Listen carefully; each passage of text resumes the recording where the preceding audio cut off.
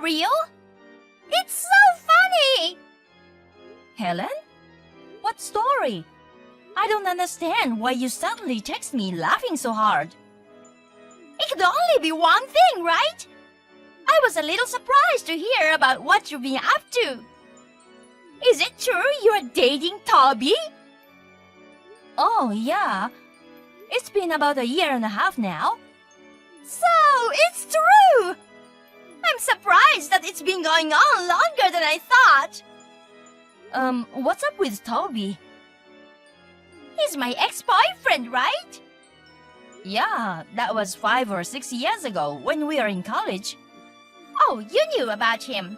I thought you had forgotten about him. How can you date your friend's ex-boyfriend? I'm amused by your brazenness going out with other people's ex. Don't talk like that. It's just that I started dating someone who happened to be my friend's ex. Even you once dated the ex-boyfriend of someone we know. Oh, I did? Let's not talk about it anyway, since it's not going anywhere. It won't do either of us any good. Ah, okay. So? Huh? You seemed pretty surprised when you found out I was going out with Toby. Was it important enough to text me? Because, it's that Toby. That? I've seen his parents' house. His parents' house? It's a one-story house, very shabby. Oh, that place. So, you've seen it? You're so brave not to break up after seeing it. Not only have I seen it, I've been there a few times. I mean, that's not Toby's parents' house. It's a rental place that Toby rents. Oh, he's renting it? You mean he's renting it to live in alone? Yeah, that's right. I see. Living alone usually means renting an apartment. But since his hobby is bodybuilding, he looked for a place where he could do it without worrying about the noise of dropping the weight, and that's where he ended up. He chose a place that is just outside of downtown so that he can reach his goal of 10,000 steps a day, so the rent is not much different from renting an apartment downtown. He's next to me right now and just told me that. I guess he's still a musclehead, huh? So, you're with him now. We are on a date. Oh my, I'm sorry to have disturbed you. No, it's okay. I'm fine. Since Toby lives in a shabby house, he probably wouldn't take you anywhere worthwhile on a date anyway. It wouldn't matter if we were in college, but it's tough to go on a date at the park as an adult, isn't it? Oh, me too. I have a date with my boyfriend now. He's a hot guy who is nothing compared to a low-level guy like Toby. We are going out to dinner tonight at a fancy restaurant with a great view. Wow, that's great. See you later.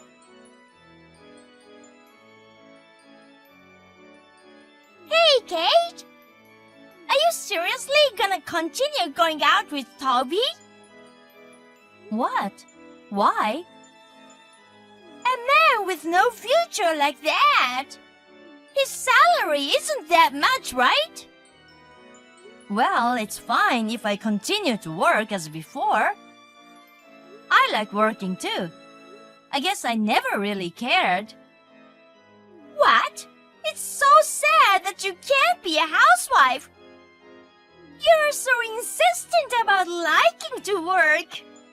Compared to that, my boyfriend is a handsome, hot man with an annual income of $200,000.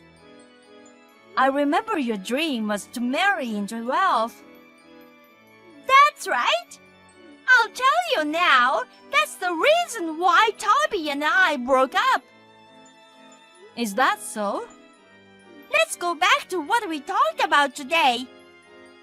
Toby is poor, right? I went out with him in college because he had good grades and I was hoping he'd be a good earner. But after job hunting, he got a job offer from a small company. I realized that people who are born poor will always be poor. You know what? I work for the same company as Toby. The situation is very different between a man who has to provide for a woman and a woman who has to be supported, isn't it? I don't think it's always like that. Yeah, but from what I heard today, he's still living in that shabby house even after he got a job, right? I broke up with him because he has no future in that sense. I wouldn't want to use that dump even if it were a warehouse. It was a good decision to break up with him. Money isn't everything. Toby likes that house too. That's why he's been living there all these years. Besides, I'm in a relationship with Toby because I'm attracted to his personality. Well, that's okay. The happiest thing for a woman is to marry a high achiever and become a housewife. You've given up on that and now your life is all over. I wouldn't stop working even if I married someone with money. I'm not trying to put down stay-at-home housewives. But women who like to work, it's not so strange. Yes, you're a sore loser. Bye-bye then. Kate, is this a good time? Yeah, sure. We're planning to go look for a place to rent together. Yes? If we are gonna do that, why don't we just buy a house? Huh? Buying a house? I wonder if that's a good idea. According to the boss, after we get married, we'll be assigned to departments that require business trips but no transfers. Even if we have to move, if we own a house, we can rent it out and make some income. Yeah, well, I think it's understandable. But, I'm not worried about moving or anything. I'm talking about the premise of it in the first place. Huh? I'm sorry if this offends you, but it's important, so I'll say it. Yeah, that's fine. You can say whatever you want. Thank you. Well, to be honest, neither of us have the best paying jobs.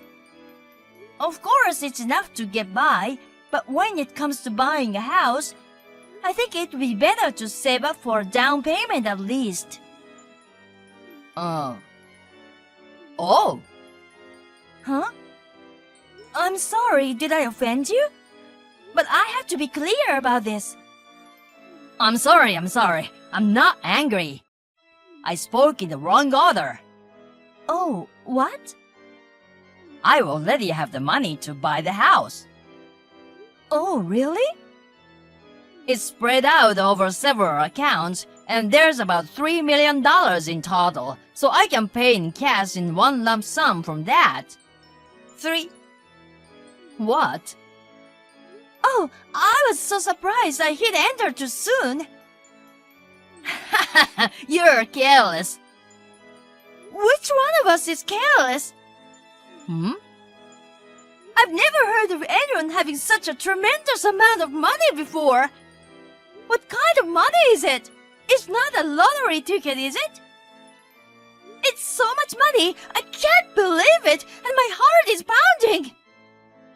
Oh, sorry. I was gonna tell you about it one of these days, but I thought it was a funny way to start. I see. You are trying to talk about it.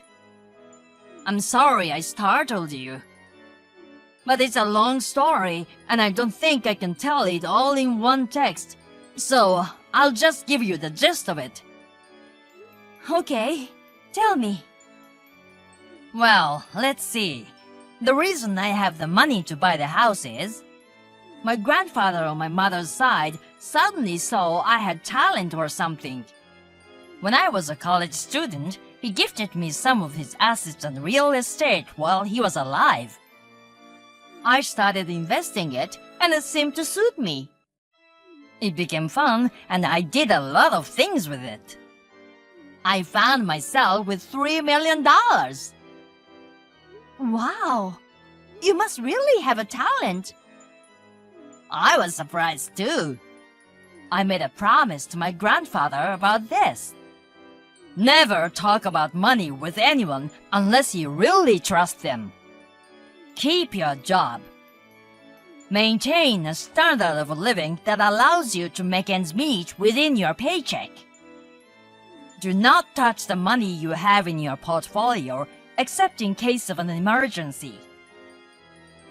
I'm still following those rules.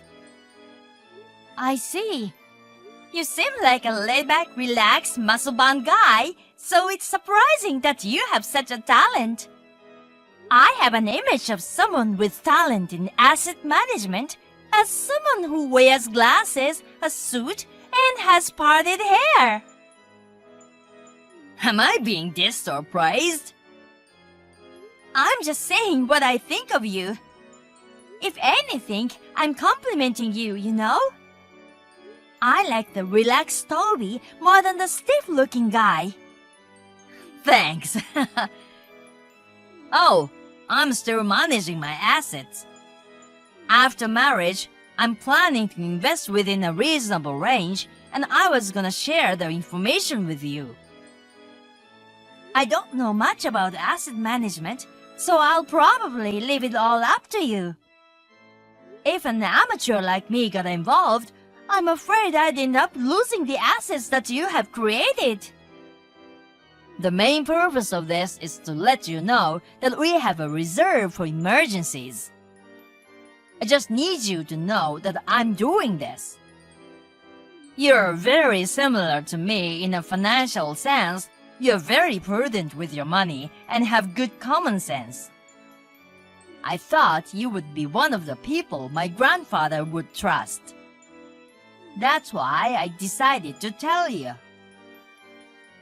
Well, thank you. I'm glad you did. Well, I'll explain it to you again next weekend when I have all the proper documents. And then we'll talk about the new place. Okay, I got it.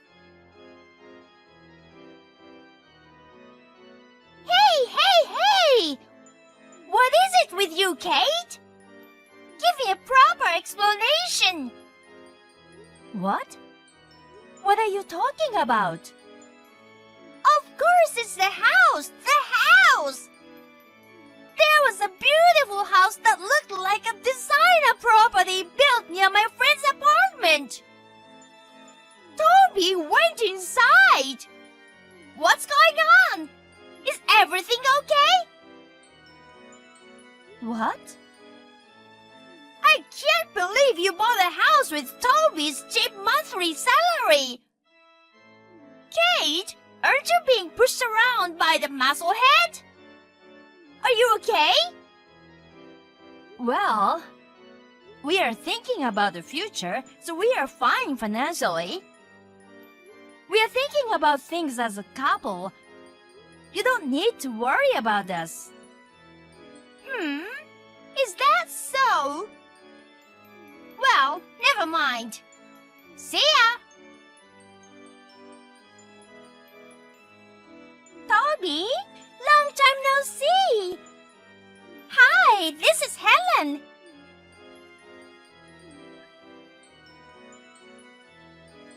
What is it now? I have no reason to talk to you. Don't say that!